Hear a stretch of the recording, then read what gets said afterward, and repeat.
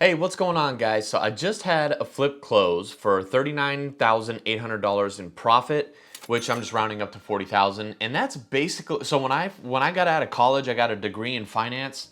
My starting salary was $44,000 a year. So this is almost my entire entry-level salary position out of college on one flip. So I'm gonna go over everything except for the cold call. The cold call is actually gonna be, I'll post a video, I'll put a picture here, and then I'll put a card above that photo so you can go and check out that cold call if you want to. But in this video, we're gonna go over everything else. Negotiating the price, I'm gonna go over my flip spread, my calculator spreadsheet, and I'm actually gonna be giving you two tools that I use throughout this that you can use in the future if you wanna do a deal like this. I didn't have to fund any of the rehab, nothing like that. It's kind of a fun one. It's got a little bit of subject to. It's also a JV. So that's a JV, $40,000 JV deal. So that's a split, which means there was $80,000 in this flip.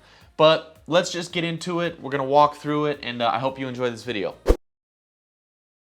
All right, so this one, what happened was, after that cold call, I ran the numbers, I ended up talking to him. So I'm gonna throw the texts up here on the screen so you can see the text, and we're gonna kind of walk through this. But so I basically sent him a text, and by the way, guys, this is all happening inside of my Podio setup. If you want my Podio setup, I made a playlist on that. You can go check that out. I'll put a link either in the description or I'll put a card across the top. But this is all just me, this is me just going over the texts in Podio. So I told him, hey, I'm still doing some research on it. We're in range on this. Where would I need to be in order for you to not call back that other guy? Because he had mentioned on the phone that he was talking to somebody else about the deal. So he said, I would consider 91,000. However, the other party has sent me paperwork. I'd feel disingenuous if I didn't at least tell him I'm no longer considering offers, which I can completely respect that, right? And then I just didn't say anything. And then he said, 91,000 is negotiable. So that already makes me think, like, if someone sent you paperwork for $91,000 and you're saying it's negotiable, why would you say you already have a locked up $91,000 offer and you're telling me that it's negotiable? Or at least that's what I took away from that, right? So I said, I completely understand wanting to not leave the other party hanging. We can't go up that high. Partner says, and always blame your partner, right? It's never your fault. It's you and the seller versus the market and your partner. So partner says we can go up to 82,000, but we'd have to get the contract done tonight. He particularly doesn't like back and forth, right? I don't, right? And I'm just blaming somebody else for that. He said, thank you, please let me consider the offer. I said, okay, tomorrow will be fine. I know it's already kind of late, with a thumbs up, right? Be personable. Sometimes an emoji in there every once in a while doesn't hurt. And then he said, sir, would you consider 87,000? So he's negotiating with me. And I remember at this point, I was at the gym doing leg extensions. So I got the notification on my phone, like my setup allows and does, right? So I can be on the go, I can be at my computer, whatever.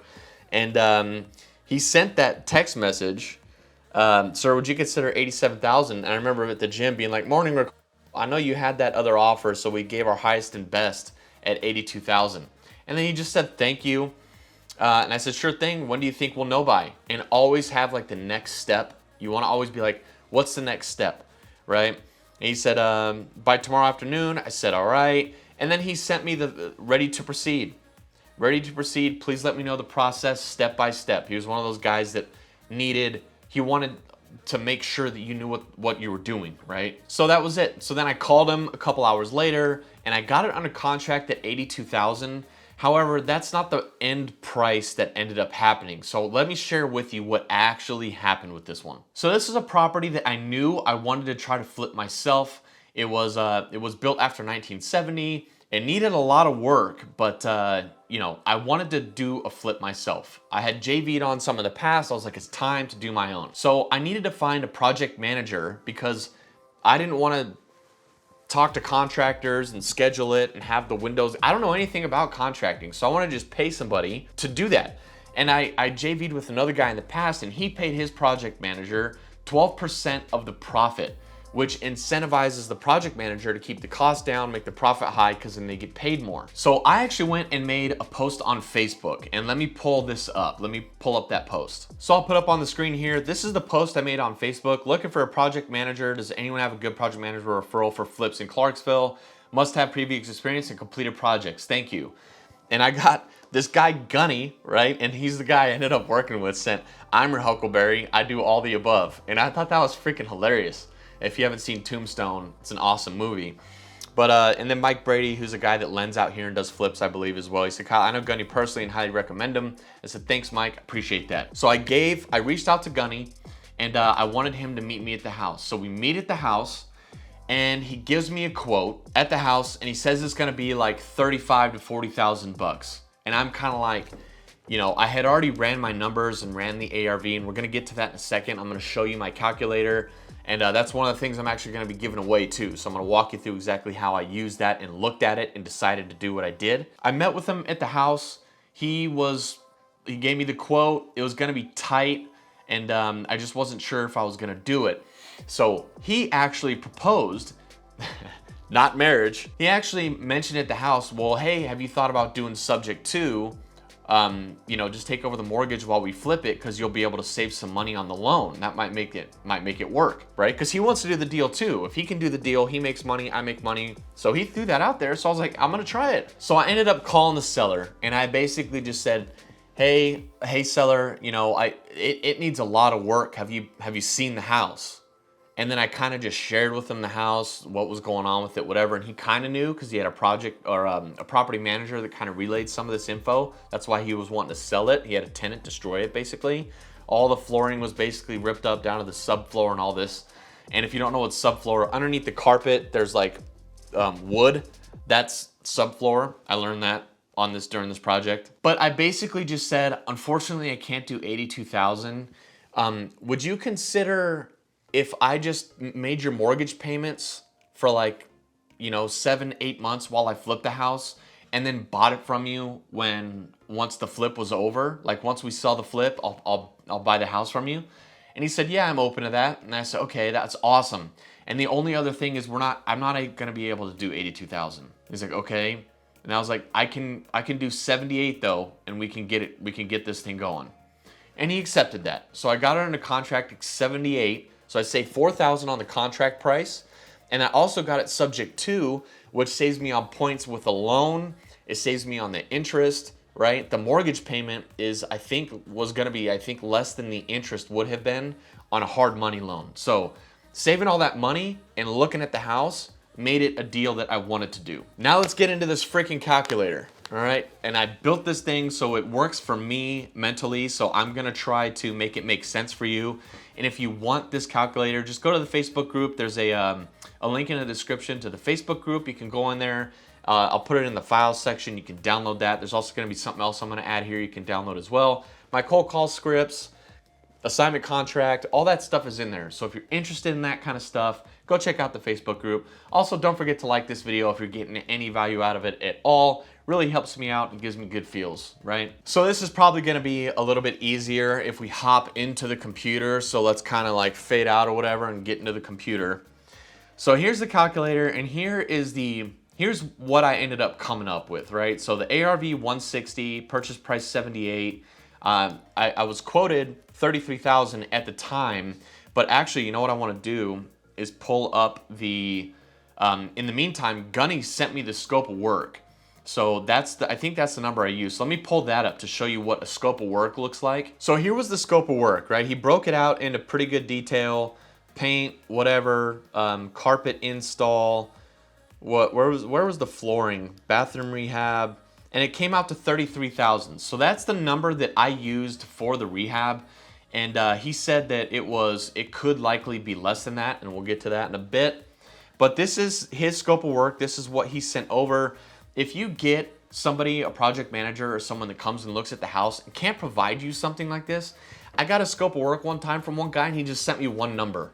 And I was like, it looks unprofessional. It makes no sense. It's like, how did you get to that number? You know? So that's what I did. I just basically, anything in yellow on this calculator, by the way, is something you can change Anything else is a formula. So if you do download this calculator, don't mess with anything that's not a yellow cell. So rehab 33,000, I got that by changing the rehab per square foot. Here's the square footage of the house. This stuff doesn't matter. It ended up being subject to where in Tennessee, this is about the closing costs. When you purchase it, it's 2%. And when you flip it, probably about 1%. Commissions, points, there were none of these. No commissions. Oh no, there were commissions. So the reason why it's 4% commission is because the buyer agent, when you sell the flip, is going to get 3%. And then my agent, the one that's going to be listing it, is a 1% agent. And Gunny, the project manager, actually knew this guy. So it worked out really great, and he was awesome. His name is Josh. If you're in Clarksville and want his information, let me know. But that goes there. Annual rate for the payment. So I knew that the mortgage payment was $550 roughly to take over the mortgage. So all I did was tweak this annual percentage. Like if you got a hard money loan, you'd probably put 12% here. And if you want to make this a little bit bigger, right? But because I just needed this number here to be the mortgage payment, I just tweaked it a little bit so that it was around that 550 bucks. And then to hold the property, you're gonna have to, when you rehab a property, you have to pay for the water, the power, all that stuff. So mine is about $150 a month on that, and I expected to hold it for 6 months. So that ended up being $33,738 in profit, right? And that's not bad. I was like, yeah, I definitely want to do that. And then I was actually factoring in Gunny. I didn't know I was going to JV with him at the time on this house. So 15% there, I was like, okay, I can make $28,000 on this house. So that was kind of what I was looking at. And I was like, this is a go. But honestly, to tell you the truth, I was a little bit nervous using a project manager. I wanted to work with somebody that, I guess I like to JV on properties, and I didn't want to get a hard money loan. And I thought it would be more beneficial to JV with somebody and have them really want it done right so that they could really get paid on it. So I ended up JVing with Gunny, the project manager on this one, and we ended up splitting the profits. And so here was what the deal was. I brought the deal, I brought the contract. He was gonna do all of the rehab, the getting the subcontractors and all that stuff. And he was also gonna fund the rehab. He wasn't gonna come to me and say, hey Kyle, I need $4,000 for floors, anything like that. He's doing all that. I brought the deal, I'm doing this side, and that's how we kind of worked it out. And the second thing I actually want to give you is the JV agreement that he and I used. You can tweak the language a little bit if you want to use it for something else. It's actually a little bit more complicated than it needs to be if you're JVing with like another wholesaler on a property. But if you're JVing with a project manager or maybe another wholesaler on a flip, it's an awesome contract. And I'll have that in the Facebook group for you to download as well. So we finished it up. It took about 5 months. There was a setback with the windows. Gunny ordered the wrong size windows. So we actually had a month delay because we needed to wait to get the windows in there before we listed it. We did list it a little bit early and then just put in the notes that we were waiting on the windows. So it wasn't too big of a delay and it didn't mess anything up. So that was fine. But let me show you what it looked like. I think Redfin has it. So here's the house. This is how it turned out. A pretty standard flip with the grays. This bathroom, we actually left this in here, but new vanity, toilets, all this stuff is new. Backyard, blah, whatever. Siding, front of the house. Where's the kitchen? Kitchen and master bathroom. So here's the kitchen. I like this kitchen. Much nicer than it used to look. It was really dated, this kitchen. And come on.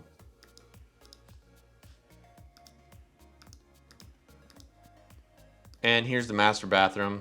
The tile shower. I like that. I thought it was a nice new vanity. So that's this house. That was what it ended up looking like. So we actually ended up getting an offer from Opendoor. So get this, let's go back to the flip calculator. 160 was what I was thinking it was gonna be, but it ended up being 189,900, I believe, So you can see that profit is already getting up there, right? 52,821. And then another thing I want to show you, I got a lot of stuff I want to show you in this one. Here's the actual expense sheet. So I created a document. I had everything that I was paying, everything that Gunny was paying. And as you can see down here, the total rehab actually ended up costing $20,565. So we came under budget on that a ton. But some of the other stuff was a little bit higher, holding costs a little bit higher, so like 5,000 or whatever. But that ended up turning into a total profit of $79,833, which is great, right? Just way more than I thought it was gonna be. So he and I basically split that, and it was kind of cool. This 105,000 was wired to me, and then I sent it to him. So I got a one-time, I've never gotten a wire that big, so that was actually kind of cool. And I mean, that's basically it. I had it was closed through Opendoor. It was a little weird. There was some miscommunication a few times, but they ended up doing exactly what they said they were gonna do. I've heard nightmares where, but it was a flipped house, so there wasn't much that you could fix, right? But I've heard nightmares where Opendoor, they say that they're gonna have this offer, and then they come back with, we need to take out for this and this and this and this. That didn't happen with this one, so it worked out really great. I'd recommend selling it to them if you want to.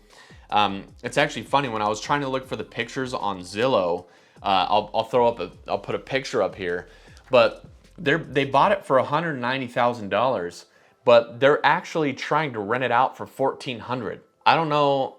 Opendoor bought it. I don't know if they still own it, but whoever owns it now paid more than $190,000 for it, and they're only renting it for $1,400. So it's probably hedge funds, something like that, just like parking money and using it as like a tax shelter because they can depreciate the house, get a renter in there. But it's been sitting there for 24 days listed on Zillow, and it hasn't been rented yet. But anyways, I don't really care because I got paid on it, right? But that's it for this video. I hope you found it helpful. If you have any questions about anything that I might have glossed over pretty quickly, let me know in the comments. Happy to help if you want to do something like this.